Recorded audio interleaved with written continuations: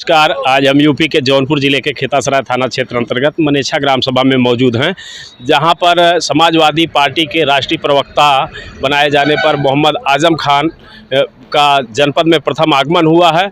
जौनपुर से राकेश कुमार शर्मा। सबसे पहले मैं अपने पार्टी के राष्ट्रीय अध्यक्ष माननीय अखिलेश यादव जी का शुक्रिया अदा करना चाहता हूं कि उन्होंने मुझ जैसे साधारण कार्यकर्ता को ये मौका दिया है, और मैं कोशिश करूंगा कि मैं पार्टी की नीतियों को जन जन तक पहुंचाऊं और मीडिया में भी पार्टी की सही सोच को पहुंचा सकूं। जैसा कि इंडिया अलायंस में जदयू थी, अब यहाँ पर रालोद भी है। आज मीडिया में हवा चल रही है कि रालोद भी इंडिया अलायंस से जा रही है भाजपा की तरफ। क्या कहना चाहेंगे, क्या असर पड़ेगा लोकसभा चुनाव पर?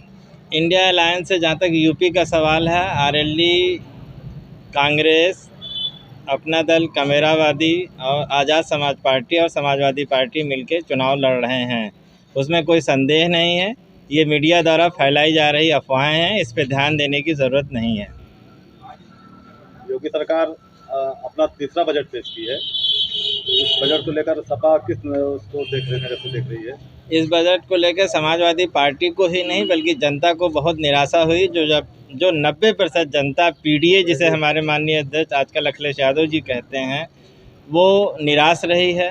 गरीब जनता के लिए, किसानों के लिए, नौजवानों के लिए बजट में कोई ख़ास प्रावधान नहीं है। रोज़गार की बात करते हैं, नौकरी की बात नहीं करते हैं। नौकरी जबकि बहुत आवश्यक है, बिना नौकरी के काम नहीं चल सकता है।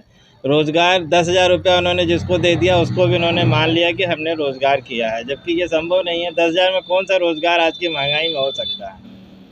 तो जौनपुर लोकसभा से हमारी समीकरण है, तो क्या इस बार माइनॉरिटी को मौका दिया जाएगा? ये तो पार्टी का शीर्ष नेतृत्व सारी चीज़ों को देख के तय करता है कि कौन कहाँ क्या लड़ेगा।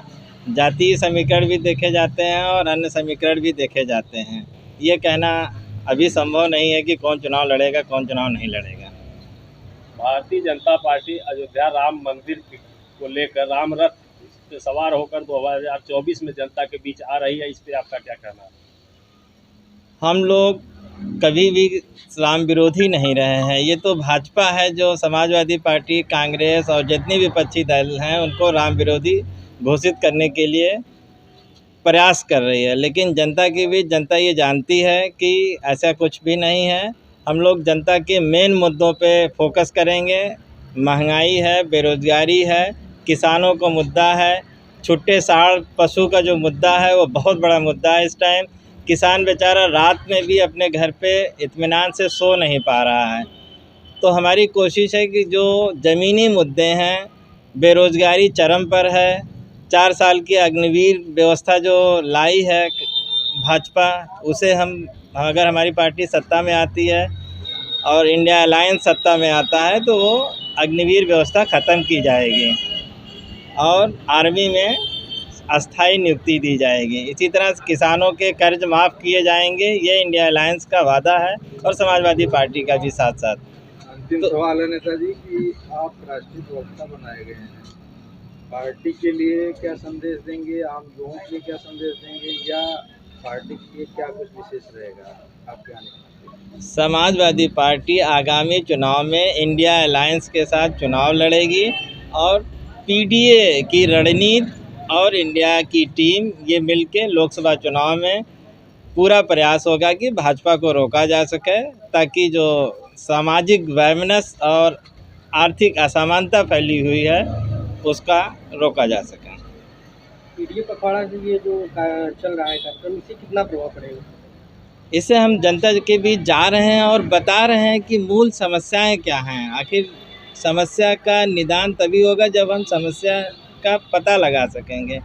हर आदमी मिलता है, वो कहता है कि भैया मैं महंगाई से परेशान हूँ, मेरा खेत पशु चर गया है, मेरे बेटे को नौकरी नहीं मिली है।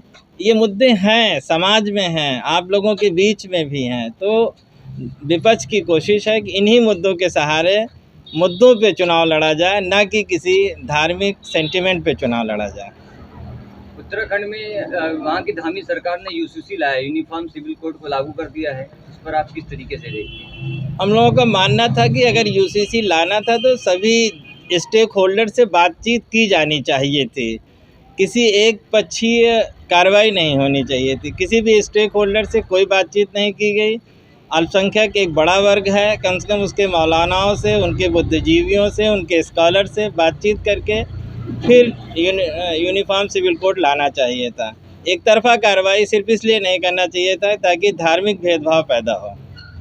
ईवीएम को लेकर के इस समय बड़ा मुहिम छिड़ा हुआ है, ईवीएम के संदर्भ में क्या कहना चाहिए? विपक्ष का मानना है कि ईवीएम हट जाए तो बहुत अच्छी बात है, और 2024 के चुनाव के बाद अगर इंडिया अलायंस सत्ता में आएगी तो उसका प्रयास होगा कि ईवीएम को हटा के बैलेट से चुनाव कराया जाए।